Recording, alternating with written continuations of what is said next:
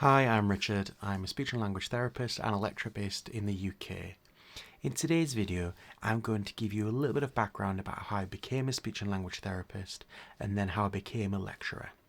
Speech and language therapists, for those who don't know, are allied health professionals who assess, diagnose, and treat people with communication difficulties and also swallowing difficulties, also known as dysphagia. Now, you might be wondering, did I always know that I wanted to be a speech and language therapist or a lecturer? And the answer is no. I didn't know anyone who had received speech and language therapy. I'd never met a speech and language therapist before. And actually, when I was doing my A levels, I chose computing, English language, and maths because I wanted to work in computing or to be a computer games programmer specifically. So I went to university in Manchester to study computing, but quickly realised that this career, this degree, wasn't necessarily for me. So I didn't drop out. I did finish the year, but at the end I was looking for another course that might better suit my interests. And like I mentioned before, I'd studied English language. I really enjoyed reading, so a natural fit for me was a degree in English. And it was during this degree that I started to consider teaching as a potential career. I did some paid work experience going into secondary schools and then took part in a formal teacher work experience scheme where we received some training by Liverpool John Moores University and ended up going to do some work experience for 2 or 3 weeks in a school in Liverpool. After I finished my English degree, I decided I wasn't quite done with studying just yet, so I applied for a number of master's degrees and opted to go down to the University of Bristol. And whilst I was studying there, I continued to get more work experience in education, so doing things like exam invigilation, mentoring, and there was one opportunity that was really interesting. So the University of Bristol run a part-time degree in English literature and community engagement. And what makes this course really special is the fact that there are no entry requirements, so you don't need any prior qualifications, and all of the students who go onto the course, they're all mature students, generally who work full time, and they're doing it because they love reading, they love to learn. And for me, that was the first time working with adult learners, and it just felt very different to working with secondary school children. After I finished my master's degree, I returned back to the Northeast. I still wasn't sure which way to go, whether it would be secondary school or now I was considering working with adults. So I ended up getting a job working in the education department of an adult prison, where they were offering things like motor mechanics, woodwork, literacy, numeracy, business administration skills, computing, all sorts of things. And my role there, I was involved in assessing the prisoners' literacy and numeracy skills and helping allocate them to appropriate work programmes as well. After working in the prison for a little while, I started to notice a bit of a pattern. It wasn't just that the prisoners' literacy and numeracy skills were an issue. When I was interacting with them, I started to notice that the way that they were understanding things and the way that they were expressing themselves, it seemed to be a bit of a problem. And I wondered, are these things connected? And this is actually how I came across speech and language therapy for the first time. I started to do a little bit of research, a bit of reading, and I came across the work of Professor Karen Brine, who had looked at the prevalence rate of communication and language difficulties in young offenders and found obviously that these were quite high. Now I had a really tricky choice to make. I'd applied for a PGCE, which is a teaching qualification. I'd been given an offer and a start date for September, and it was a choice between continuing with basically a path that I'd been kind of following for a couple of years, or do I go with this new interest, this new thing which seemed really interesting in terms of speech and language therapy. I decided to reject my PGCE offer and look into speech and language therapy a little bit more. When I was looking into the career of being a speech and language therapist, I fell in love with the profession very quickly in terms of the variety of different clients you can work with. Um, in terms of the scope of the job, it seemed just really interesting to me. So I spent the next year and a half basically making my application as competitive as possible.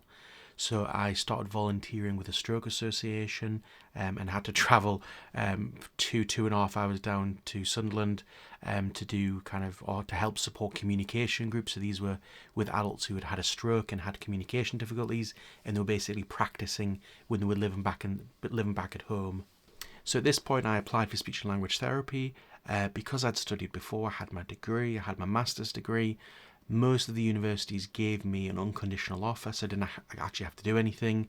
I think there was one that gave me a conditional based on obviously passing my DBS, things like that. But the university I really wanted to go to, because I'm from the northeast, was Newcastle, because it meant that I didn't have to relocate with my family. Annoyingly, they turned me down. They had a requirement for an A level or an AS level rather in biology. So again, their course was quite medical, and that's something that no other course had at the time. So again, I had another tricky decision to make. Do I go with one of the unconditional offers and relocate and start the course that year, or do I take a year out and reapply for Newcastle the following year and hopefully get in there? I ended up deciding to do the latter, and again, it was really for pragmatic reasons. I didn't really want to relocate. I'd moved down to Manchester and Cheshire. I'd gone down to Bristol and then come back up to the northeast. So at that point, I made my decision to reapply the following year and try and do something with that year that would be really quite useful, that would help my application the following year. Ironically, I actually got a job working at Newcastle University, and this was doing clerical work in the School of Biomedical Sciences, but also the School of Psychology, and this opened up a number of opportunities for me. So from an education point of view, it allowed me to see what it was like to run a clinical program behind the scenes. So in terms of things like admissions, so how do you recruit students? How many people do you choose to interview? When do you interview them? For current students, how do you assess them? How do you develop assessment and marking schemes and things like that? How are things moderated? How long do these things take? So again, it gave me a really good insight into kind of the background things that often students don't really think about. The university had a psychology degree, and one of the third year modules was called forensic psychology. I was able to give a guest talk or a guest lecture based on my time working in the prisons, and again, this was really well received, and it gave me a chance to talk about kind of the practicalities of working in a prison, which are often not reported accurately in the media, but also then to kind of talk about the links that I was seeing between literacy and numeracy, and also language and communication skills as well. Another opportunity that I took was applying for some research funding through the Catherine Cookson Foundation, and this was related to the work that I'd done in the prison. So again, the literacy and numeracy rates, and the link between kind of communication and language. This wasn't a huge amount of money. Again, it was mainly for things like buying some resources. I used it for some CPD, so to go to a conference, and also to pay for a human biology course, so a HAFC course, kind of equivalent to the A level that I needed to get, and that was a part-time course in the evening, which I did obviously following work. The last opportunity that I took was that the Newcastle Institute for Social Renewal were running a general election manifesto competition where they were inviting people to suggest proposals that the new government in 2015 could perhaps take on to make changes to society. I made a recommendation relating to kind of the offending work that I was interested in, and was invited to an event where I had to create an academic poster, and ended up being runner-up and being given a smaller little pot of money again. The main thing to come out of this was not actually the money or kind of the prestige for coming runner-up. It was actually meeting one of the judges, who was Professor James Law, who was a speech and language therapist, who was obviously one of the panel rating all of the submissions that evening, and he'd done work that kind of aligned with offending. And again, he was well known for his work on paediatric speech and language therapy and Cochrane reviews. And following that evening, we worked together before I started the course at Newcastle.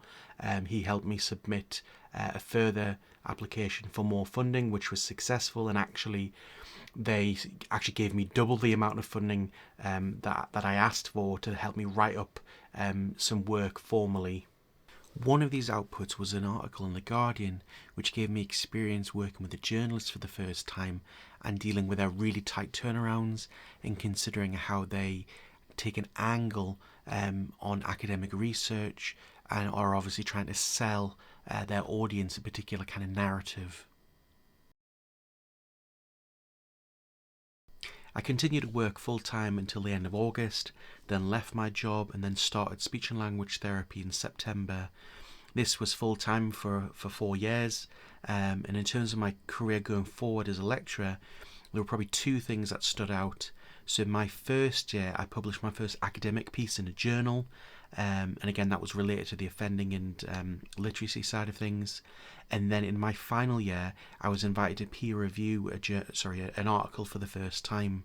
After I graduated from Newcastle, I relocated down to the West Midlands into Shropshire specifically, where I began working with adults with autism, learning disabilities and mental health difficulties in a psychiatric hospital. I also did a little locum work at a CAMHS unit run by the same company, so Children Adolescent Mental Health Service, and that was interesting because they had 3 different wards, one a PICU, so a psychiatric intensive care unit, a general adolescent ward, and an eating disorder ward as well. So this gave me a chance to work with teenagers and kind of adolescents again, but also thinking about kind of some mental health conditions that I had not come across as a student or in clinical practice before.